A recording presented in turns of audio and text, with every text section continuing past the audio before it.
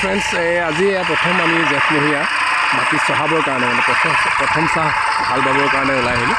আৰু আপোনালোকেও যদি জেঠমহীয়া চহোৱা নাই মাটি প্ৰথম চাহ এনেকৈ কাল্টিভেটৰ নাঙলেদি চহাই থওক, কাৰণ এনেকৈ কাল্টিভেটৰে যেতিয়া আপুনি চহাই থ'ব তেতিয়া পানীটো আচলতে যিখিনি আমাৰ দৰকাৰী শস্য গজিবৰ বাবে যিখিনি দৰকাৰী বা শস্য বাঢ়িবৰ বাবে যিখিনি দৰকাৰী মিনাৰেলছ সেইখিনি বৰষুণৰ যোগেদি নাঙলৰ ফাকেদি তললৈ সোমাব।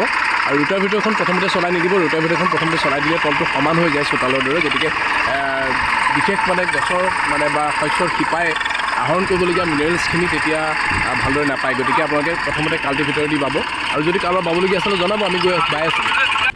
আলিটো নদীতে তেতিয়া হাললৈ আহিলোঁ আৰু এয়া আৰম্ভ কৰিছোঁ নেকি মাটিটো মই পালোঁ অলপ পাই যাইছিলোঁ মানে সেইবাৰ মই পাইছিলোঁ, কিন্তু মই ভালকৈ নাঙলটো আচলতে লগাব পৰা নাই, বুজি আছোঁ সেই মনত তাক বাব দিছোঁ। ধুনীয়া সুন্দৰকৈ চাহ হৈছে বহুতৰ মাটিটো পৰা, আৰু এয়া খুৰা ৰৈ আছে এইখিনি।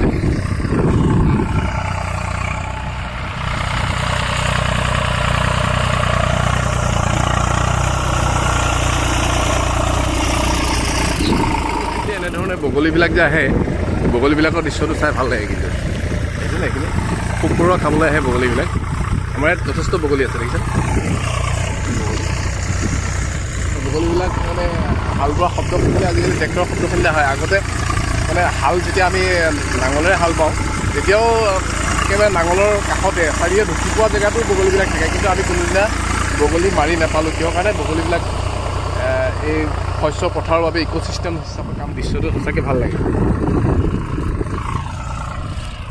এতিয়া বহুত বগলী আহিলে, দেখিছেনে এনেকৈ বগলীবিলাকে নাঙলৰ শিৰলৈ ঘূৰি ফুৰিছে।